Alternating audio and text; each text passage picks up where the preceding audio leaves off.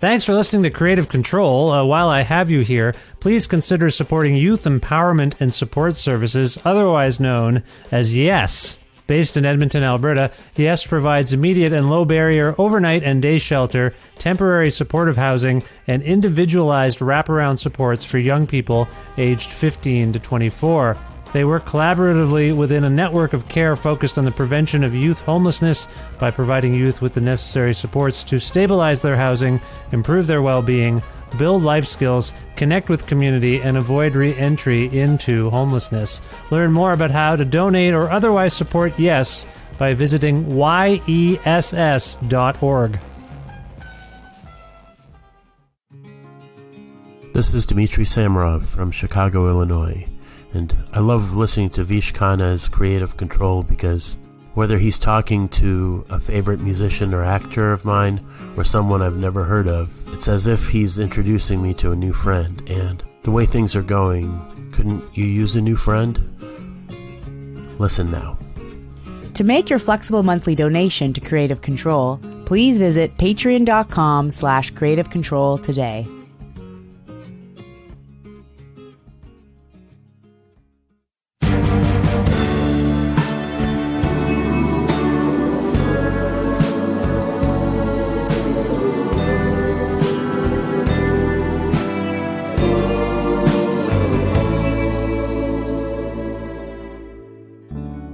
Gregg Turkington is a prolific and influential comedic performer, writer, actor, lyricist, stand-up comic, performer, singer, and producer based in Los Angeles, California.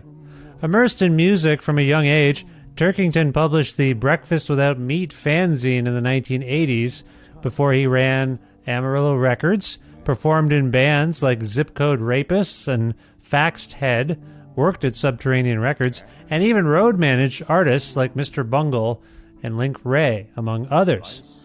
Time away from music enabled Turkington to hone his skills as a performer, creating the off-color vaudeville relic Neil Hamburger, doing voice work for a long list of animated series, acting in motion pictures including Ant-Man, Entertainment, and The Comedy, and collaborating with Tim Heidecker on the remarkable and long-running web series On Cinema at the Cinema. As Neil Hamburger, Turkington has released 10 records with Drag City since 1996, but perhaps none is as ambitious and as fully realized as Neil Hamburger presents Seasonal Depression Suite, which is widely available on November 17th, 2023. A collaboration with the musician Erik Paparozzi and inspired by Frank Sinatra's pioneering work, Watertown, Seasonal Depression Suite is a concept record where all the action takes place in a chain hotel during the Christmas season, as told via remarkably arranged and vivid songs. But it's not all Neil Hamburger on his own here. Singing characters and narrators are played by the likes of Neil Finn from Split Enz and Crowded House, Annabella Lewin from Bow Wow Wow, Alan Bishop from Sun City Girls, Bonnie Prince Billy, singer and performance artist Puddle's Pity Party, voice actress Natalie Pazer, J.P. Hassan, vocalist and Frank Sinatra's granddaughter, A.J. Lambert, Paparozzi himself, and yes, Neil Hamburger. Notable participating musicians include Bob Dylan's mid-70s collaborator Scarlet Rivera, and members of bands like Mr. Bungle, The Tubes, Dieselhead, Secret Chiefs 3, and The Monkees, among others. On behalf of myself and my family, I can say that Seasonal Depression Suite is one of the best records of the year, and it was a thrill to reconnect with Gregg for a spirited deep dive into so many aspects of this remarkable, seasonally appropriate album. A part of the Entertainment One network with the support of listeners just like you, who follow and subscribe to this donor-driven podcast and spread the word about it, and make flexible monthly donations at patreon.com/creativecontrol.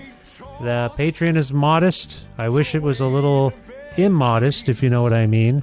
If you have the means and the inclination to support this show and all of the interviews that I do, please head to my Patreon. Go to the Creative Control Patreon today. if you can, and support this show with a flexible monthly donation. Thank you so much. Plus, in-kind support from Pizza Trocadero, The Bookshelf, and Planet Bean Coffee, respectively, in Guelph, Ontario, and Granddad's Donuts in Hamilton, Ontario. This is episode 820 of Creative Control, featuring the lovely and talented Gregg Turkington, with your host, me, Vish Khanna.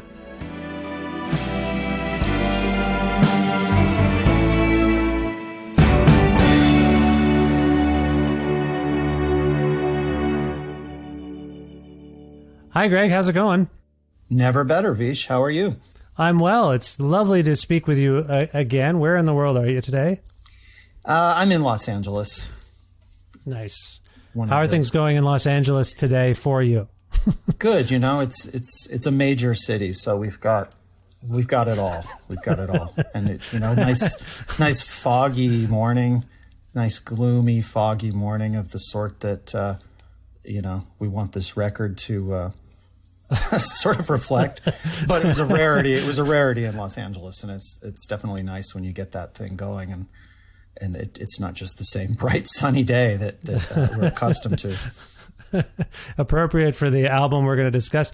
You may not know this, Greg. I have moved to a larger city as well. I'm in Edmonton, Alberta now. Oh, really? Okay. That's a nice city. Yeah, it's nice. My wife is from here originally, and we got jobs, so we moved January 2020, just ahead of the pandemic. So a bit of a weird time, but you're absolutely right. Living in a big city, it's kind of nice. They have lots of things, lots of food and all that. But I went up in a tower in Edmonton once. There's a tower, right? I think it's Calgary has a tower. Is there a lesser tower in Edmonton?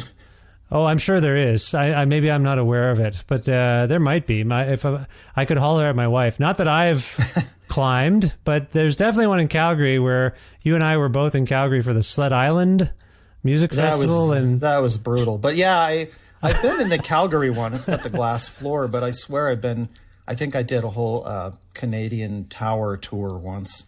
But maybe I was just standing on the roof of a Holiday Inn Express and pretending I was in the tower. I don't know. There are some tall buildings here, so I'll scope this out, and if there is indeed such a tower, I will visit it in your honor. How about that? Let me know how it's changed. I will for sure. Now, Greg, I don't mean to gush right away. I'll begin by saying congratulations on this wonderful new album, and I will tell you, this comes up on the show sometimes. My family and I listen to the music that I have to cover together often, and it's rare. It's somewhat rare for something to connect with every member of my family. Now I'm talking a woman in her mid-40s, a boy who's 12, a young girl who's 8, all singing along and laughing at the right times. Like, I'm just mystified. Right times, you know what I mean? They seem to get the joke of this beautiful album, and it is really and truly a feat, I will say, given my experience with different records. So I just want to say congratulations on this record, and furthermore, have you heard this kind of feedback from anyone else, that it's suitable for kids of all ages? No, and I hadn't considered that was a possibility. We haven't, because the record's not out yet, we've heard very little feedback from anyone, so this is certainly a good way to kick off the feedback season. I mean, I have a 10-year-old, and he's heard some of the songs, because when you're mixing, you end up playing songs over and over, trying to make sure you got it right. And he has asked on occasion if I would play certain songs for him when we were driving around, just out of the blue, which was exciting, but his taste is all over the place, and I didn't draw any conclusions out of that. But wow, I'm excited. I mean, I'm excited. This is, I guess we have the Free to Be You and Me of the 2020s, perhaps. Well, my first of all, some of the initial feedback as I began playing the record from my daughter was she heard they really love My Calendar Lied. I'll say that right off the top. They love that song. My son finds it hilarious, but one of my daughter's first questions was, "Is he a Muppet?" Now, have you ever asked about your affiliation with the Muppets before. I never thought of that when I ponder Neil Hamburger, Muppetry.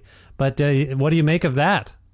I did read a review once that made that comparison. I see. Made like a Kermit the Frog comparison. Ah. Strangely, I've always thought, for whatever reason, and he shouldn't take this in the wrong way if he hears this, which he won't, but I've always thought there was a Willie Nelson Kermit the Frog similarity in the vocal stylings, you know? Oh, yeah. And so, you know, maybe it's not such a bad comparison. I mean, the Neil Hamburger vocals are definitely in the, shall we say, the vaudeville tradition of all-around entertainers that maybe shouldn't be singing, but they do have that up their sleeve when needed, you know? Yeah. Like your Ray Bolger and Burt Lahr, those kind of guys, you know? Yeah. And so that might cross over with the voiceover actor who does puppets or Muppets. It does make sense. Well, they also really love It Felt Like a Dream. And this is the song, for those who haven't heard it yet. So, sorry, first of all, Greg, who is the primary singer of that song? It Felt Like a Dream. That's Annabella Lewin from Bow Wow Wow. Right. So they love the lyrics in that song, and my wife does too. This is the song about a vending machine. I presume they're singing about Neil Hamburger, potentially, at a vending machine. That's what comes into my mind. I know that it's not necessarily the case. Have I captured that in some way accurately? You're right, and we actually confirm that in the big finale where Annabella and Neil Hamburger reference the vending machine incident briefly, you know. Yes, but, yes. Yeah, that song, Annabella, I mean, she is one of my all-time favorite singers. It is the only voice of any singer that instantly will put me in a good mood. I use Bow Wow Wow. I use that for basically pre-show music before every Neil Hamburger show because it just puts me in the right mood. And I think she's just so incredible. I'm so in awe and have so much respect for her that when we were able to get her for this record, when I asked her if she'd be up for it, I mean, I had goosebumps when I sat there and watched her sing it, and I still get them every time I play the song, you know? Yeah. And that was actually the only song on the record that was written specifically for somebody, you know? Oh, I see. You know, when it seemed possible that we could get her, we wrote a song hoping that, that would work with her voice and her personality, and hoping that she would do it. And if she hadn't, I think we were going to discard the song because I don't think it would work with anyone else. Well, it's a remarkable one, and I highlighted for a couple of reasons. One, it is remarkable. Two, just so people who don't maybe understand, this is a multi-voiced, star-studded affair, Seasonal Depression Suite. And I want to get to the scale of this thing because I was just remarking to a colleague, a mutual friend of ours today, Greg, that I said, are you as excited about this record as I am? Are you guys particularly excited at Drag City Records to have this album in your catalog? Because I haven't heard anything like it. I'm moved by it. It makes me laugh. It's perfect for the season. I want to talk about the ambition, where this came from. Let's start there, Greg. Where did the idea for Seasonal Depression Suite kind of stem from, and how did you get it on its feet? Can you speak to those things? Yeah. Well, I had done a previous record, Still Dwelling, with Erik Paparozzi, and we had such a good working relationship and are just on the same page about what we like and what we're trying to do. And so, we wanted to do another one. And he suggested, this was pre-COVID, that maybe we try doing a Christmas record. And I was game, but I had this kind of feeling in the back of my mind that this isn't a good idea because, some of my all-time favorite acts, say the Temptations, for instance, have Christmas albums, and I'll buy every single anything that these guys will do, or other groups as well. But for some reason, I just can't pull the trigger on buying the Christmas record because I don't like to hear these great voices doing, Santa Claus is coming to town or whatever. Mm-hmm. There's something about it that just doesn't appeal to me. And I thought man, a Neil Hamburger Christmas record seems like exactly the kind of thing that anybody would just flip right past, you know? In Erik's mind, we were writing all the songs ourselves, and they were going to be gloomy. So it wasn't going to be a standard Christmas album. So that part of it I liked. And I was like, well, you know, let's see what we get, because I figure if we're working on it, it's probably going to go the way we want it to go. So we wrote a couple of songs, and we wrote them in the reverse of how we had written songs before, and really the reverse of how I had ever written songs before, which was, in this case, he was giving me the music first, and I was putting the lyrics in after, which I found to be the absolute best thing for writing lyrics that I've ever discovered, because if I write the words first, they just become very wordy, you know. If I'm left to my own devices, there's nothing stopping you, and you just fill the page, and the sentence, the lines are too long and everything.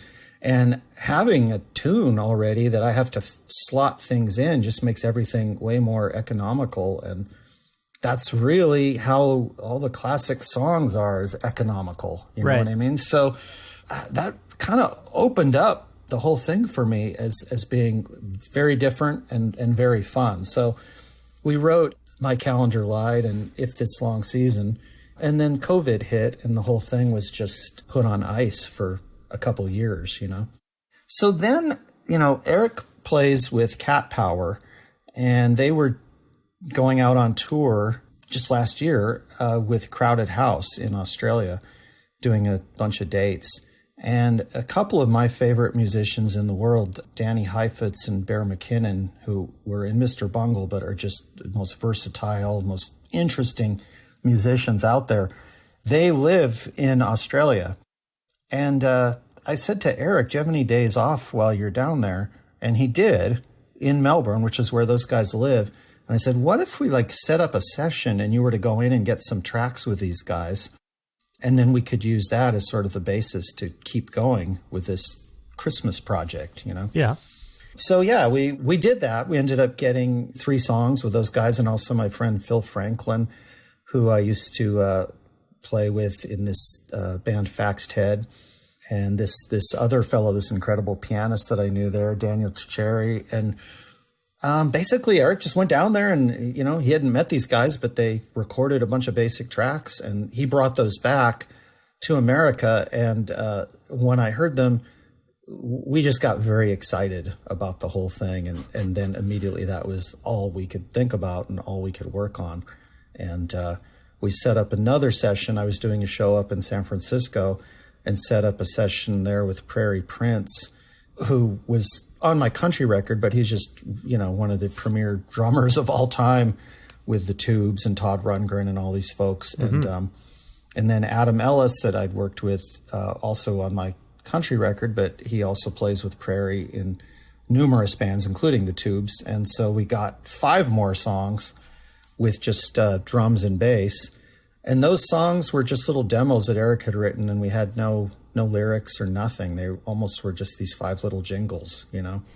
And so we recorded those. So when we had all that stuff, then it was a question of just figuring out what to do with it and how to finish each thing up. And I started writing these lyrics that just fell into place exactly right. Yeah. And started recording some Neil Hamburger vocals. And then Erik had this idea that maybe, since the lyrics had the same setting of this chain motel during the holiday season, he had this idea, what if we brought in other vocalists so that they became other characters and that the whole thing took on more life? And also, honestly, I think it's a good idea because the Neil Hamburger vocals may be monotonous to some listeners. And breaking it up like this was fun, but also it was fun figuring out, for songs that we had written, who would be the best singer for this, and sort of looking at these songs as almost monologues from different characters in different rooms in this hotel setting where this stuff was all taking place. So, you know, it got away from the Christmas thing, and now it's kind of more just winter in a chain motel, maybe a Best Western or a Comfort Inn, and everybody's in their room kind of wallowing in self-pity and in their own head, and with lots of complaints and telling their stories, Yes. And I like to think of this record as a cross between the Leonard Cohen song Paper Thin Hotel and then if somebody's printed out hundreds of the most whiny, sour TripAdvisor reviews. And you drop those two elements in a blender, and this is what you get. Well, I mean, from the decision-making process to the execution, everything here, to me, seems very clever and very brilliant. I just want to home in on this notion of it being a chain motel. I mean, that's just an interest. I mean, you've spent a lot of time in such places, I would think, given how much you've traveled the world, and you've seen that weird mix of excitement and depression among you and your fellow travelers. No one, I don't know if people really like being in motels and hotels. It's just something you have to do. Where did that notion come to mind, if we can just home in on that? Again, I just want to say, fully realized and a really brilliant concept. And I would begrudgingly say I would agree with you that hearing nothing but Neil Hamburger singing these songs might get trying at some point. Yeah. So I think the notion of different people's voices, and in this case, maybe different guests or employees being a part of it, that's a genius idea, and I think I understand. But let's just home in on the motel for a moment. Why did that notion appeal to you in the realm of a holiday record per se? Well, the motel or hotel has been definitely a recurring motif in the Neil Hamburger world. Definitely in the movie entertainment, there's a lot of stuff in the motels. Yeah. Sorry, there's a helicopter over here. But is it from the Comfort Inn? Do they know we're about to talk about them? Yeah. But I think the world of the sleazy, scary meth hotel is a little bit played out in art compared to the world of just a perfectly adequate. It's supposed to be clean and sterile. Maybe it's not 100%, but it's okay. That sort of atmosphere and sort of the oppressiveness of that. I stayed at a Quality Inn in New Jersey last year that had the same painting on the wall twice. They obviously had made multiples to fill the hotel with, and they had it up twice in the same room. It's details like that I think were inspirational. And then also, I do stay in a lot of hotels, and I do read the TripAdvisor reviews. And there's something about these reviews where somebody gives it 1 star and writes about it as if they were, on Rikers Island, and then you get there and it's like, yeah, this is fine. This is clean. The bed is comfortable. Like, what are they talking about? And then you reread the review, and it's really all about them. It's all about they couldn't sleep because there was a humming sound from the elevator or something. And I'm thinking, this is the world we live in. There are sounds, there are noises. There's a certain amount of dirt, and everything is, it's not a plastic bubble that we're living in. And these hotels do a decent job sometimes, or usually, in making it fairly clean. But then you get these people that they seem to be melting down over their stay. And as they describe it, you realize, like, you're the one with a problem, not the hotel. When you give something 1 star and scream that the place should be condemned because someone was having a party in the next room, that's not exactly the hotel. That's the people having the party that you should be reviewing. It's an interesting point you raise, because on songs like Sleeping for Free and Checkout Time is 11 a.m., I can't quite tell whose entitlement you're satirizing. Because on the one hand, this is not a full-throated defense of motels and hotels.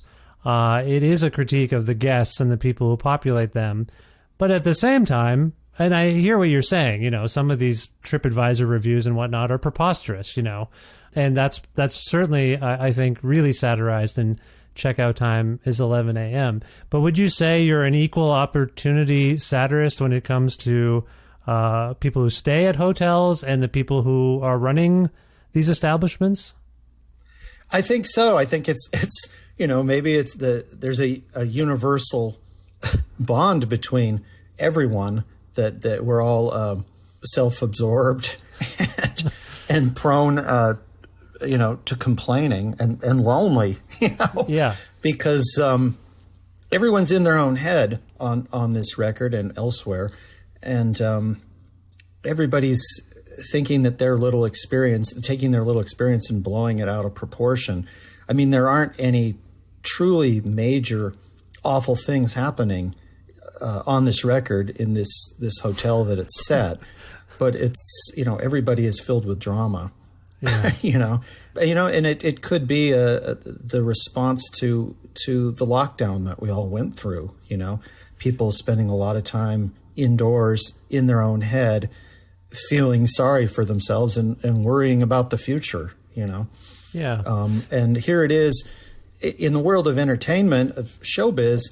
The holiday season can be an involuntary lockdown because there are a lot of things that shut down during that season. You're not going to book a comedy show on December 23rd. It's not happening, Yeah.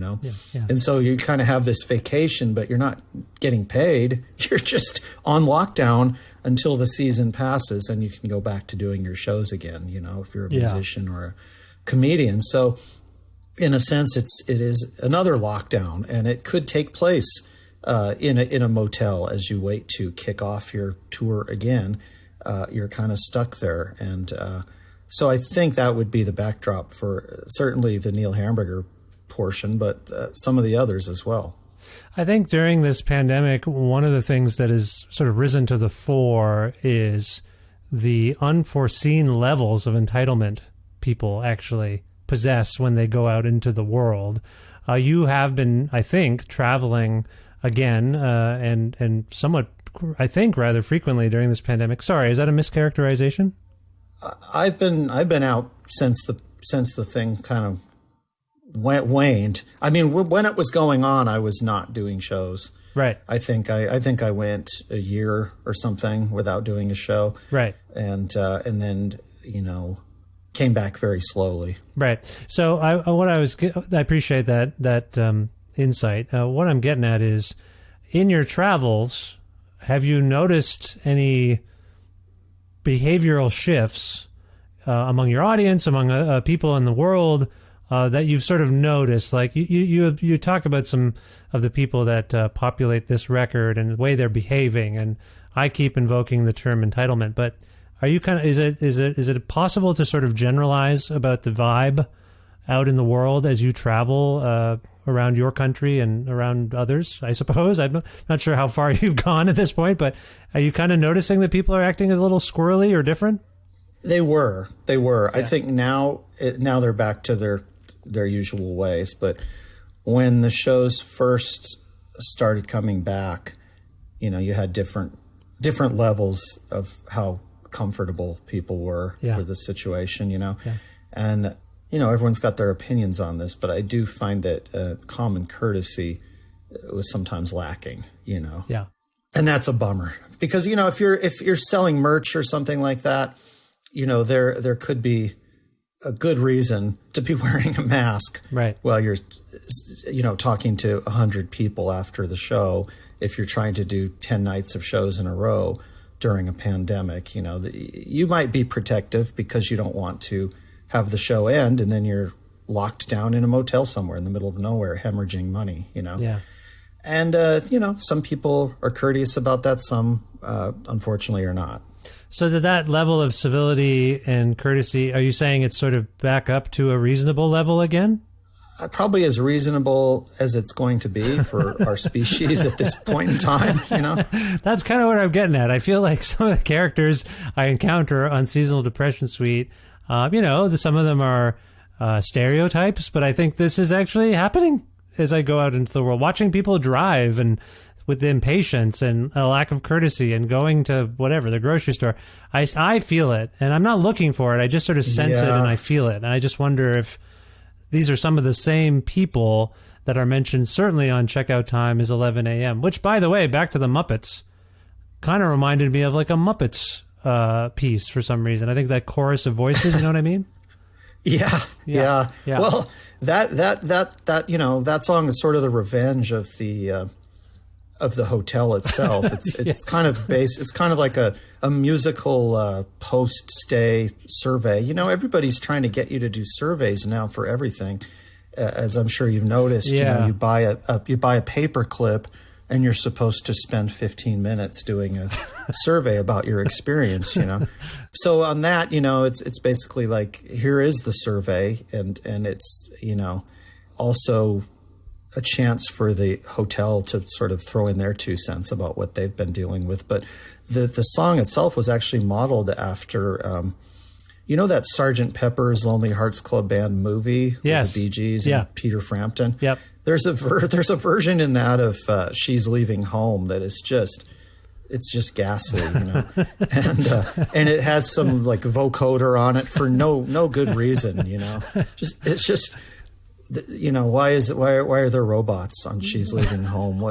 What's happened to your story here? I mean, the narrative in that movie is a mess anyway. But when the robots show up to sing on She's Leaving Home, you know, you're like, okay, these guys are just doing whatever the hell they want here. Yeah.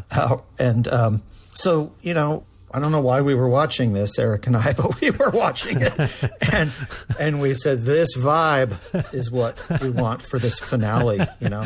And it's just like the whole musical, as it were, is going off the rails right here, you know.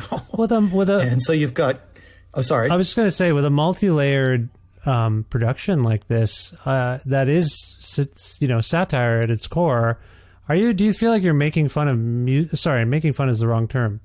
Maybe it's not the wrong term. I can see you paying homage to certain musical styles. Are you making fun of them as well, would you say, you and Erik, in some regard? I don't think so. I think we genuinely like them all, including that She's Leaving Home. I mean, it was a bold move for them to do it that way, and it doesn't exactly work, but then it kind of does work in that it stands out, and that we were talking about it days later, you know, about why did they do this, you know? I don't think we were really trying to make fun of any musical styles on this. I mean, we are always, our guiding light from the beginning of us collaborating has always been the Frank Sinatra album Watertown, which, if the listeners haven't heard it, pick it up. It is, I think, Frank Sinatra's finest moment, and coincidentally, his poorest selling album of all time. And it's a concept record as well. Yeah, it's a concept record as well, about a man who has been divorced, or his wife has left him, and he's sort of reflecting on this in song. And some of the things he's talking about may be imagined. You know, there's definitely a lot of self-pity, a lot of self-reflection, and perhaps some imagination going on as well as to what's actually happening. And it's a really interesting record. It was written by Bob Gaudio of the Four Seasons and this guy Jake Holmes, and they wrote it for Frank Sinatra. And, you know, it was the end of the 60s. It was after the Richard Harris album, A Tramp Shining, had come out. These sorts of middle-aged men concept records were a thing. But for whatever reason, the public was not at all interested. And there was a TV, like almost a made-for-TV movie or special they were going to do as a follow-up, and that got canceled, and the whole thing just bit the dust. Now it seems that people have started to recognize it, and there was a nice reissue recently with some alternate versions and things like that. But that was super on our mind. And then also Jesus Christ Superstar, because you know, that started out as a record. That was done as a record. These guys are like, let's make this record. And it was only later that it became a musical that was presented on stage. But I really like that there was a time where people could make something that elaborate as a record, and that was a viable thing to do. You know? In that vein, and I don't mean to jump the gun, because this, as we're speaking, this album isn't even out yet. Did you, or rather, do you envision a time where Seasonal Depression Suite could be staged in some way? Because it seems ripe for such a thing. I would attend every staging of this. I'll tell you that right now. I enjoy it immensely. But have you and Erik had any kind of conversation about, expanding this into a production of some kind? Well, that wasn't the intention, but I sure wouldn't complain if somehow the resources were available to make that happen, I mean, as with Tommy or really any of these concept albums or musicals or rock operas or whatever, the plot itself is a little vague, and sometimes that lends itself to these stage productions better than something that's more spelled out, Yeah. There definitely be some blanks to be filled in, and I think the whole thing's only, 35 minutes or something, so we would probably need some additional material, but it could work. It could work. I'm just telling you, I think it could. And who am I to say these things? But I love it so much. We've alluded to some. Thank you. Well, you're welcome. Greg, I'm a fan, but I'm honestly, sorry. I don't know. You can't be objective about this. Does this feel special in your trajectory thus far? Like, does this seem, I know we're excited. It's out, it's not out yet, and we're excited about it. But can you objectively look at this and be like, man, me and Erik really made something significant here? I'm sorry. I don't mean to put the onus on you to compliment yourself, but I know. Well, yes. I mean, when we were working on it, we knew this is the one. You know what I mean? Okay, good. I don't know. I don't think I have anything like this that I've done before, and I don't know that we could do it again. But it was, the weird thing was, it wasn't just the quality of what we were getting, it was the way that it was coming. Yeah. It really felt, and you see this sometimes with great records, and I'm not saying this is a great record, but I do really like it.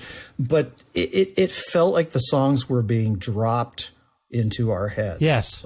Yes. There wasn't the we worked hard on it, but it was like we didn't work hard on writing the songs. The songs just appeared fully formed. It was very weird.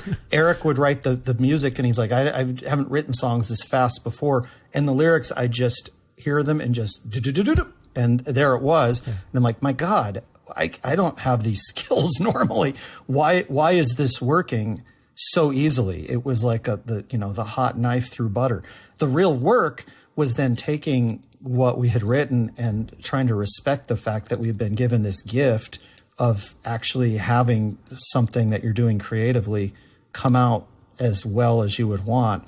And then the work is like, let's respect that and make sure that we do this right. Because my philosophy, especially with music, has always just been crank it out as fast as you can, get it done, Yeah. It's better to get something finished than to slave away at it for years and not finish it, has been my philosophy. But with this, I just was like, we got to really do this right. So, we discussed everything in great detail so that we were on the same page.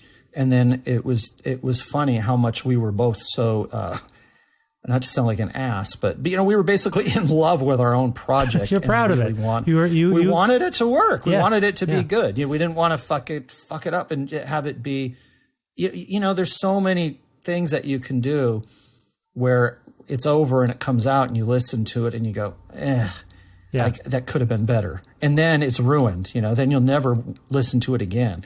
Unfortunately, I feel like that a lot of times. So I wanted to have a different experience for myself of being 100% satisfied with this, because I felt like these songs kind of presented themselves as like, here we are, now do the right thing, Well, and it was weird. I appreciate the kind of weird effortlessness that spurred some of these songs on, but I was happy to hear you just describe the level of detail that you two were pondering, because from the album cover alone, I'm in a motel room. I'm in a hotel room. Like, it's such a creepy.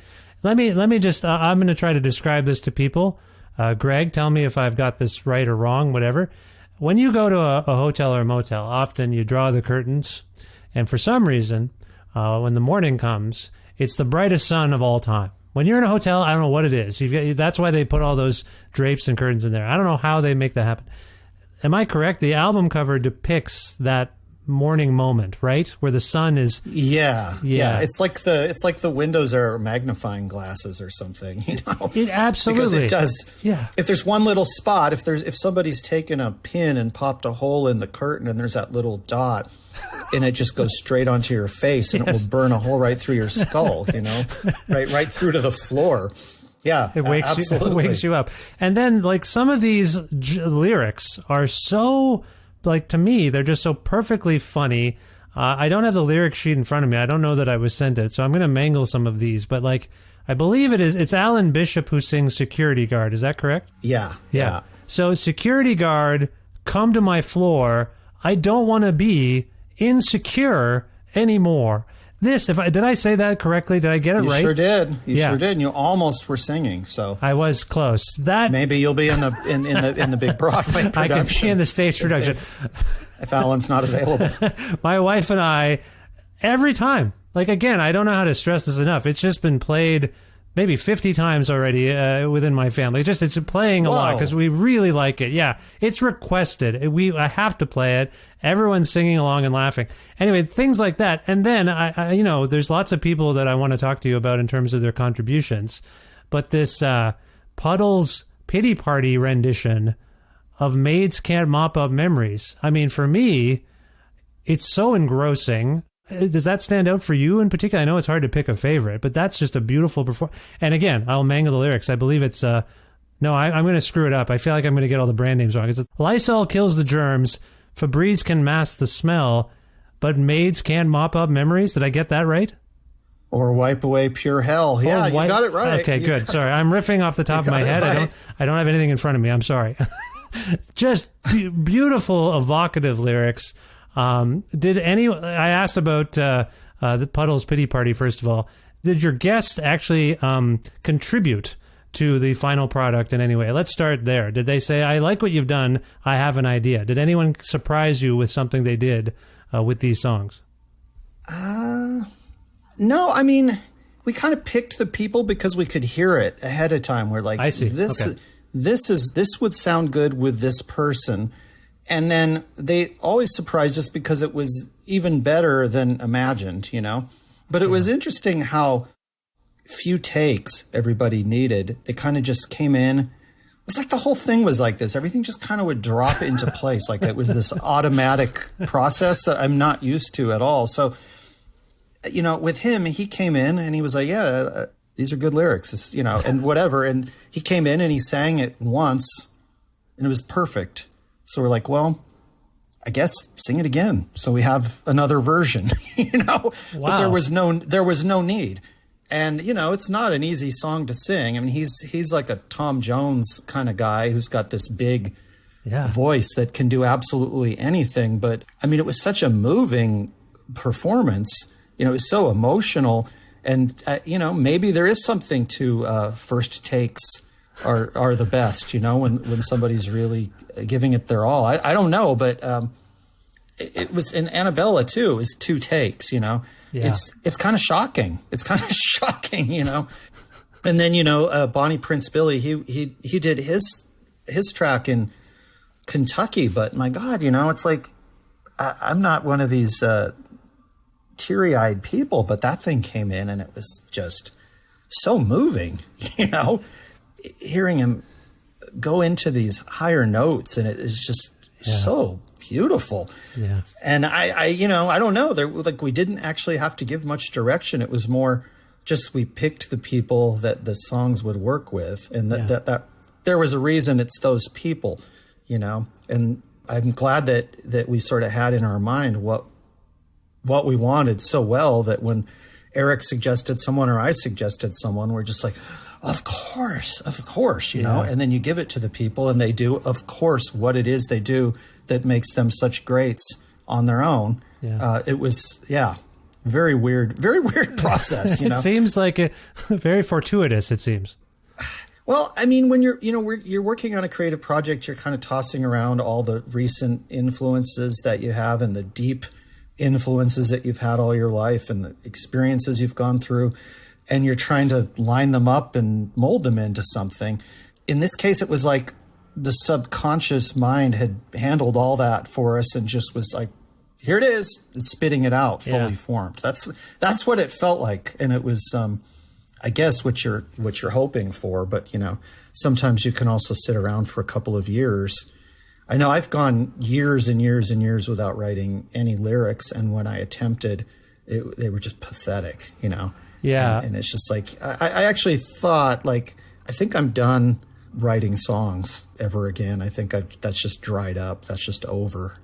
That's fascinating to me, because like I'm sorry if I did a clumsy job rendering them, but I think these are some fantastic lyrics. Like, they really, it has a lot to do with how they're performed and whatnot. But like, to be honest, and I don't know if you're a fan or particularly or not, but It Felt Like a Dream reads to me like a latter-day Silver Jews song by David Berman. Like, it has that level of detail and structure. I love that. It really, and the guitar solo. Sorry, may I ask to interject on my interject for myself? I'm going to interrupt myself by asking who performs the guitar solo in that song. That whole song does remind me of something that could be off of the last Silver Jews record.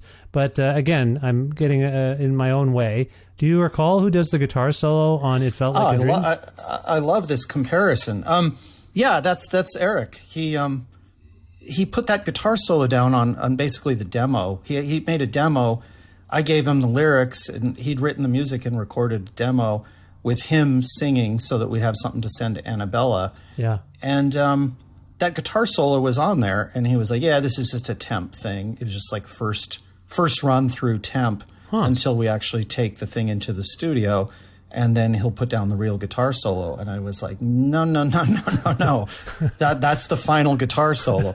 And then, when we were in the recording studio, he was like, let me try that guitar solo again, because that was a temp. And I was like, no, I don't even want you to try it. I don't want that touched. It's beautiful. That's exactly what we want, Yeah. And so that's what it is. It was like, whatever, his first run through temp solo, Well, again, in Sleeping for Free, I would put in the same category of a song that reminded me of David. Sorry to go on an aside here. I don't know if you had a relationship with him or are a fan particularly, but is David... I knew him, and I mean, is such a sweet, wonderful person. So yeah.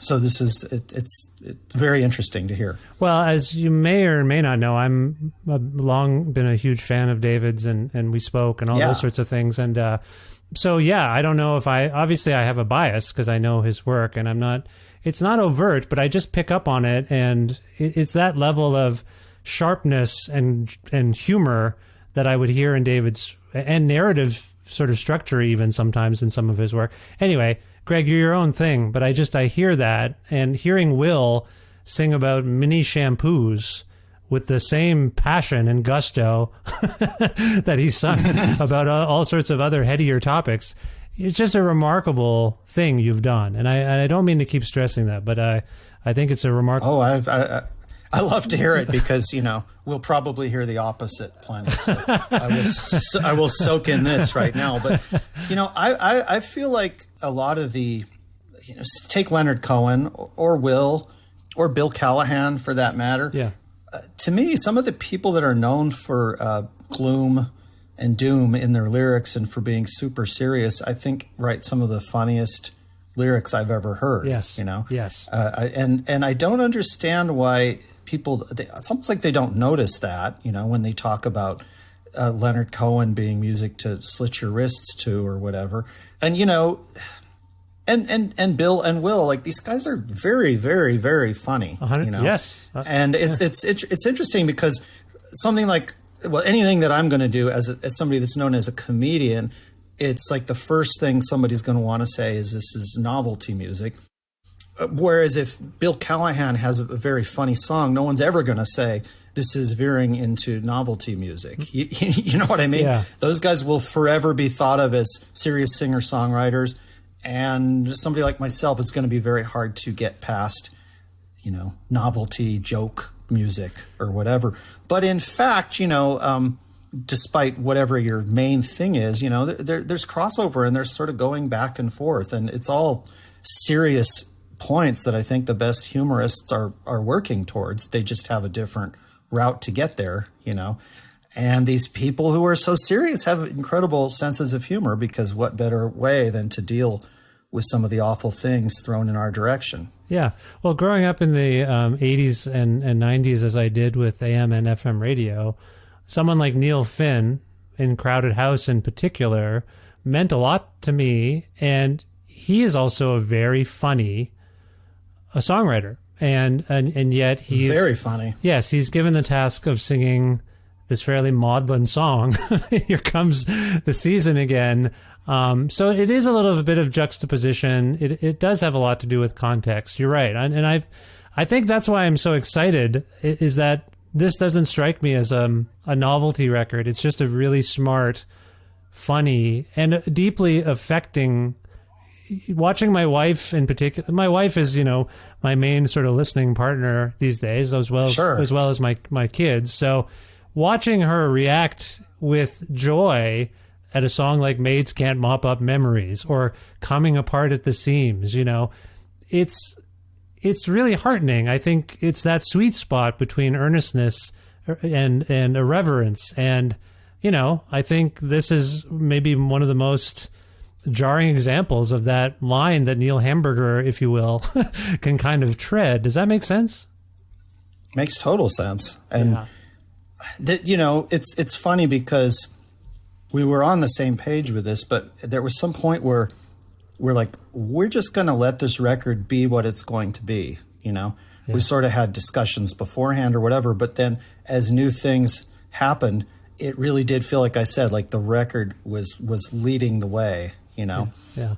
And so the amount of humor in it, that's the way it went. The length of some of the songs, you know, some of the songs are short, and it was like, well, we could fill this out. We could extend this, but it seems that this is what it's going to be. This is what I want it to be, and there it is. It's very weird process. Well, and I neglected to mention Cats and Dogs, which has become one of my daughter's favorite songs.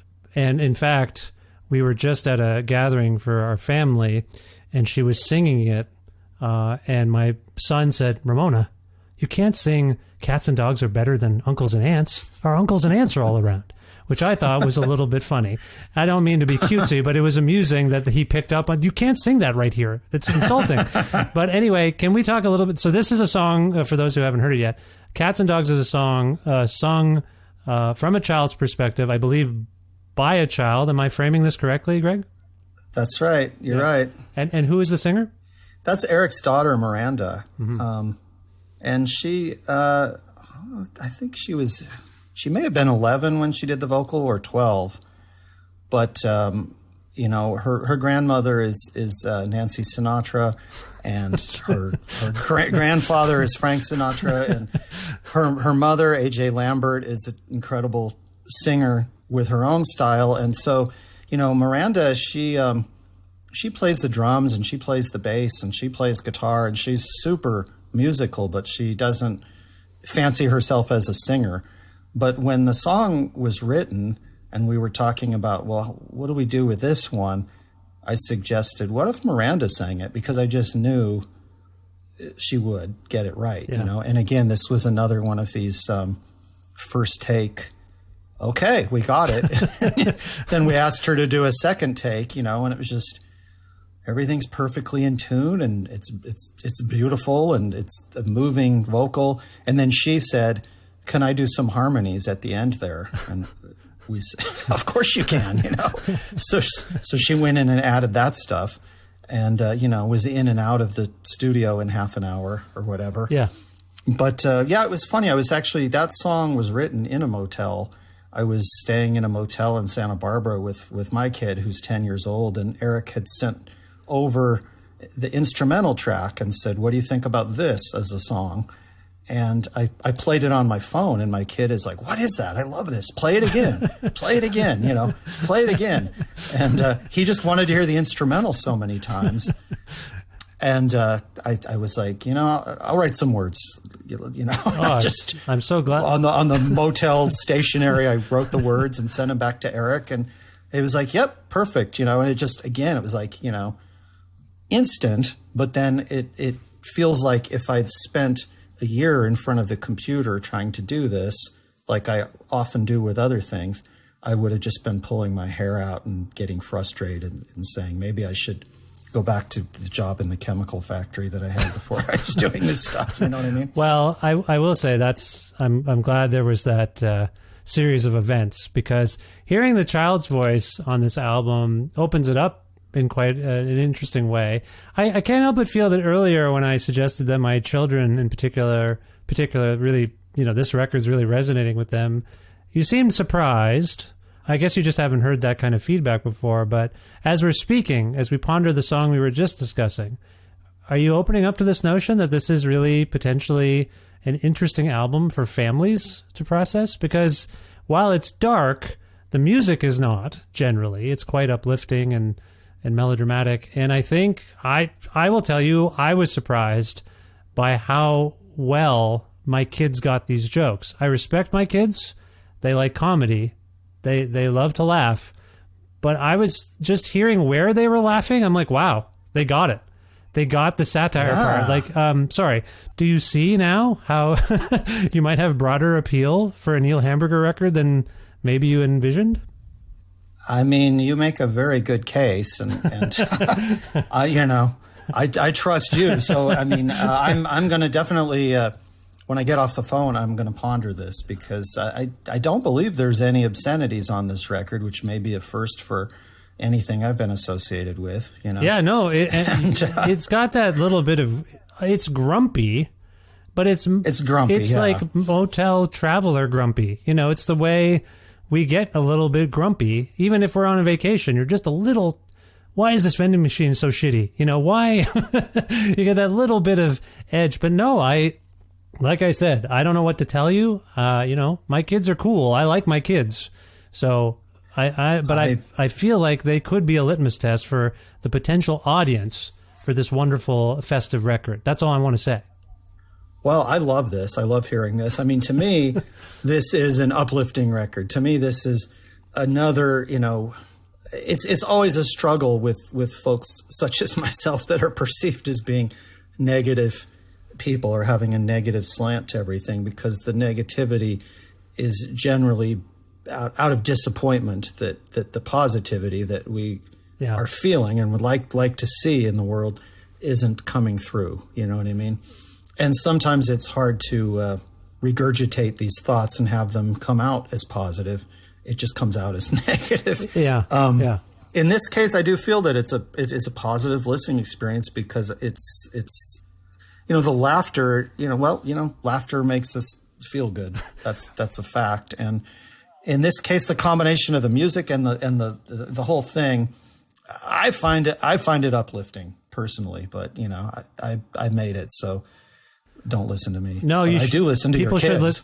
People should listen to you and listen to me. I will tell you, I don't know that I'll ever forget my daughter hearing My Calendar Lied come on, not only singing along, but doing a Neil Hamburger impression.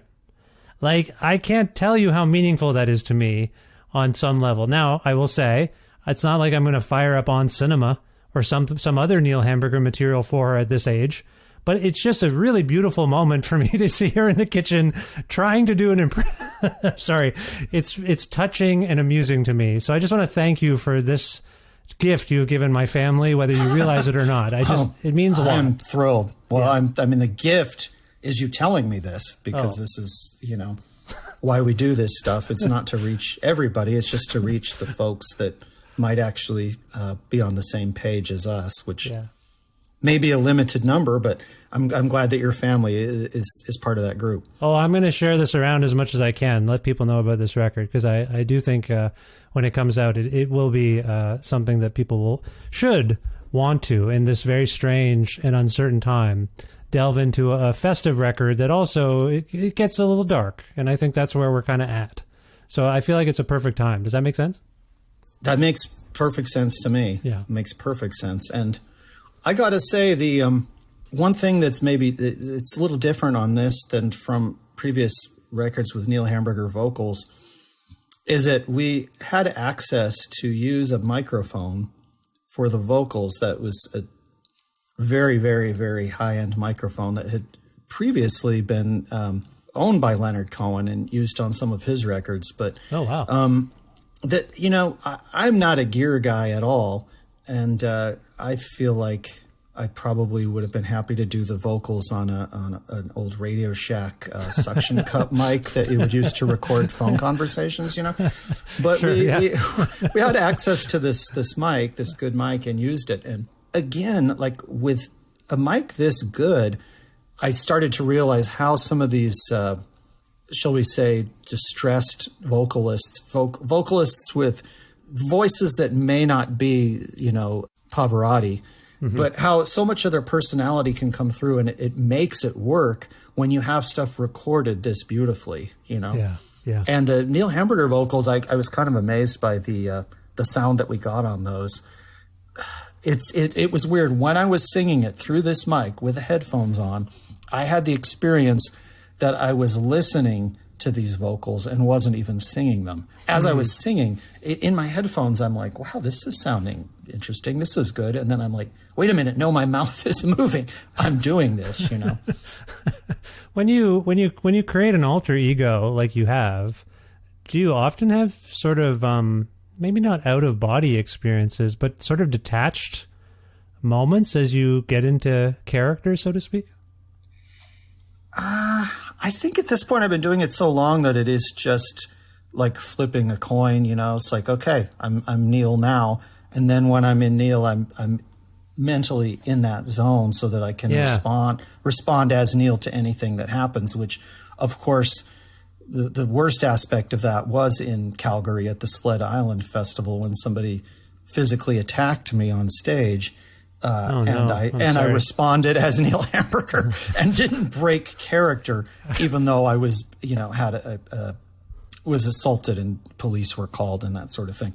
But it was, oh dear, it was like, wow, okay, I guess I do stay in character. You know what I mean? If I stayed in character when I'm being assaulted, then I guess I'm pretty good at staying in character, which may not be a good thing, actually. Maybe I shouldn't have stayed in character. But I did. Was that the second night? I know you did 2 nights, right?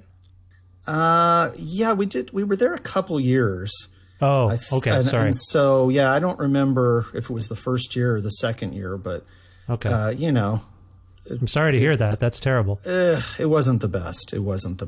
But, well, listen, I didn't mean to delve into the darkest and saddest parts of Neil Hamburger's existence as we wrap up here. The one we've talked about a lot of the contributors and collaborators. Gregg, I'm a tremendous fan of Bob Dylan. Scarlet Rivera. This name stuck out to me as a contributor to this record. Scarlet Rivera, for those who don't know, very famously part of Bob Dylan's Rolling Thunder Revue in the mid-'70s there, and is kind of, I think, primarily known maybe for that. I don't mean to reduce anything else that she has done. How did you come to work with her exactly? Can you speak to that? Well, first of all, I'll say this, that Desire, which is the album that she's introduced on, has always been, without a doubt, my favorite Bob Dylan album. Nice. There's something about the sound of that thing that it doesn't sound like any other Bob Dylan record or any other record in the world, Yeah. And the dominating force on that record is, in fact, Scarlet Rivera. Her violin playing on that, it's very, very interesting. And, when you find out later that, Dylan would have these people come in on that record and run through what they thought was the first rehearsal of the song, and he's recording it and saying, okay, we got that one, and they're like, wait a minute, I was playing very loosely because I was feeling the song out or whatever. And he's like, no, that's what I wanted, I just always been fascinated with that record. And Erik knew somebody that had worked with her and brought it up because he's a big Dylan guy. In fact, he's with Cat Power. They've been doing Dylan live at the Royal Albert Hall. But, Erik's a big Dylan guy. And he knew someone who had worked with Scarlett and said, we should maybe try approaching her. Who knows? Maybe she'd play on this, Yeah. And so he did reach out and he did send a couple of songs and she was game and she came into the studio and, it's just these sorts of thrills for someone like myself, if you're just sitting there as she's playing this stuff live and it sounds like the Scarlet Rivera playing that I love and that I grew up with. I think I bought that Desire record when I was 12 years old, so wow. It's very in my blood, and then she's doing this on our little songs that we wrote. These are the kind of thrills you can't top, And she was just amazing. She's just amazing. She played it and she's like, yeah, I'm just kidding. Let's do another take. And she wanted to do a few takes, all of them different than each other, all of them absolutely phenomenal, What a remarkable thing for you. I'm just so happy for you, Gregg. You've got if people scan the credits here and you see associations with Frank Sinatra, Split Ends, Bow Wow Wow, Sun City Girls, it is the Monkees. I'm just looking at this as I'm speaking now.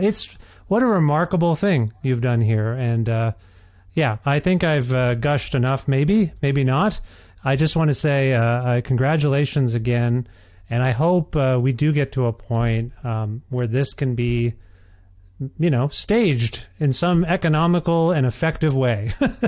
So I really do. I hope so too. And I also hope that people take note of the music that Erik wrote and arranged. That was like, this guy needs to be working with some big names soon, because he's just absolute genius and just so fun to work with and so full of excess of good ideas. You know what I mean? Oh, yeah. And I'm just so lucky that to know Erik and to have him want to work with me on something like this. Yeah, the dynamic range of this record is really remarkable. So it is you're traveling. You're traveling musically as you go through this record, and I can't stress enough how enjoyable it has been for me and my family. So again, congratulations, Gregg. If people want to learn more about Seasonal Depression Suite, which is out on Drag City Records on November 17th, 2023. Where else would you like them to go besides maybe the Drag City site to keep tabs on you and maybe updates about this record? Well, there's an Instagram, actual Neil Hamburger. There's another Instagram that Erik set up that we haven't done much with, but we are going to, which is Seasonal Depression Suite. I think we're going to start including photos of hotel rooms, basically, that might supplement this. He took the front cover photo while he was on tour with Cat Power, and he got COVID in Germany, and he was stuck at the Hilton Garden Inn for 10 days or something, waiting for the COVID to go away so he could rejoin the Cat Power tour. And that's when he took that cover photo. And so, when we were looking for artwork for this, we realized we both had our phones full of weird hotel imagery. And so we went through that and picked out what we could that would work. So that could be an interesting Instagram site when we really get it going. It's a remarkable. So this was a photo he took with his telephone? Yeah. Wow, it's striking. I'm sorry, I know I asked about it earlier. It's really haunting and striking. I just can't. It works so perfectly. All right, well, so it's beautiful.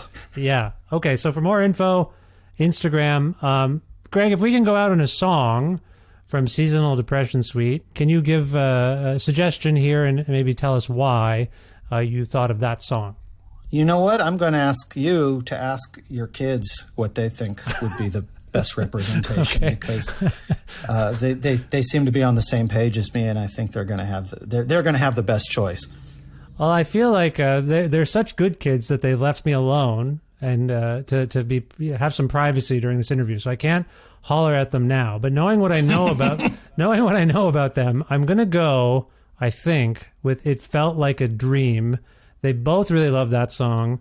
As I say, my daughter has particular favorites, but what do you make of that? Shall we go with "It Felt Like a Dream"? I think so, yes. I think that's the song I listen to the most personally of this record, because I have been an Annabella fan since, I was a teenager, and I've just had to pinch myself so many times when I hear her singing these words, Well, for what it's worth, it's resonating with my kids as well. So there's something to this song, something magical. Let's hear it right now. This is "It Felt Like a Dream" from Seasonal Depression Suite. Oh, sorry. Neil Hamburger presents Seasonal Depression Suite out on Drag City. Gregg, always such a pleasure and an honor that you make time for me. I really appreciate getting to speak with you. And again, I can't congratulate you enough on this record. I wish you the best of luck in the future, and I hope we speak again soon. Thank you, Vish. And I think you know that I have a no podcasts policy, but when your name comes up, I'm like, yes, always. I'll always talk to him. It's very flattering, and I can't thank you enough. Thank you, Gregg. Thank you.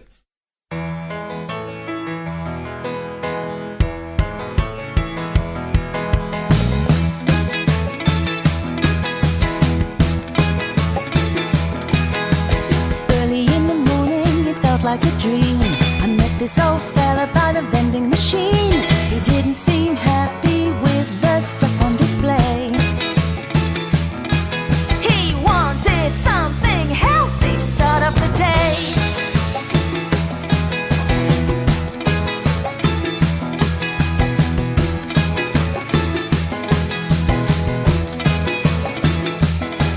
Well, the apples in the lobby are waxy and dead. No lovely fresh berries, just waffles and bread.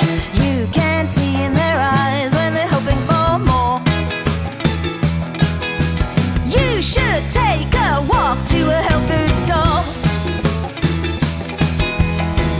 It felt just like a dream, his, not mine. This is a comfort inn, not the Royal Hawaiian. Hey!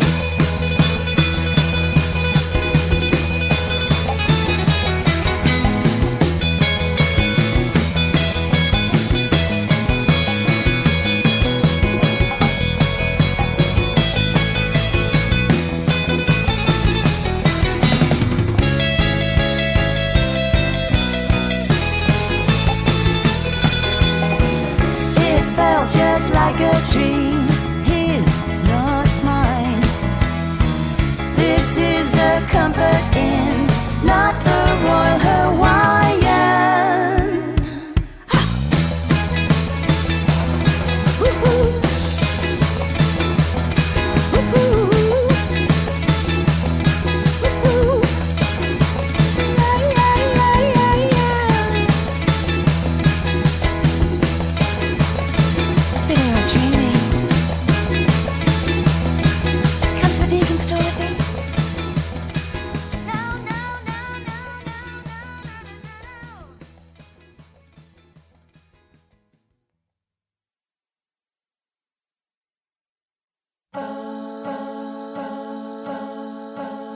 It's always such a joy to get to have a conversation with Gregg Turkington, but I must say I'm particularly proud to be a part of the sort of press rollout, I suppose, for this remarkable album, Seasonal Depression Suite. It really is something else. I hope you'll check it out and that you were intrigued by this conversation, which appeared on the 820th episode of Creative Control, which is part of the Entertainment One podcast network and is available just about wherever you get your podcasts. If you can't find an episode that you're looking for, or if you want to learn more about me and sign up for my monthly newsletter, please visit vishkhanna.com.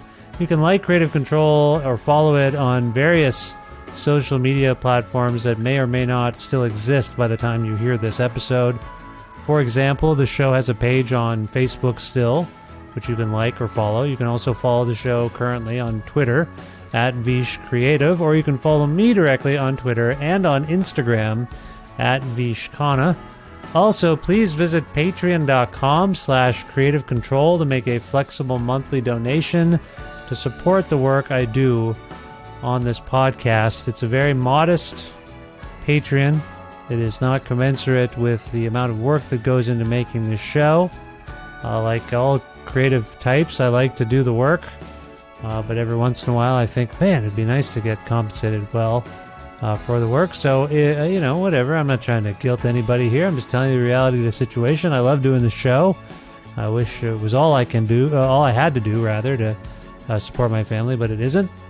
That's why it's one of the things I have. So, just so you know, $6 American or more a month grants you access to exclusive content. You get episodes earlier than everybody else, and other perks as well. If you're interested in receiving a Creative Control t-shirt, just message me on Patreon. and I will get you one while supplies last. Again, thank you for supporting the show on Patreon. Thanks again also to Pizza Trocadero, The Bookshelf, and Planet Bean Coffee in Guelph, Ontario, and Granddad's Donuts in Hamilton, Ontario, all independent businesses that support this show with in-kind donations. I also want to thank Jim Guthrie for letting me use some music that he has created on the show. You can learn more about Jim at jimguthrie.org. And finally, thank you so much for listening to this episode with Gregg Turkington. Again, this album, Seasonal Depression Suite, is just fantastic. I hope you will check it out. It's available on Drag City and all the other places where you get music.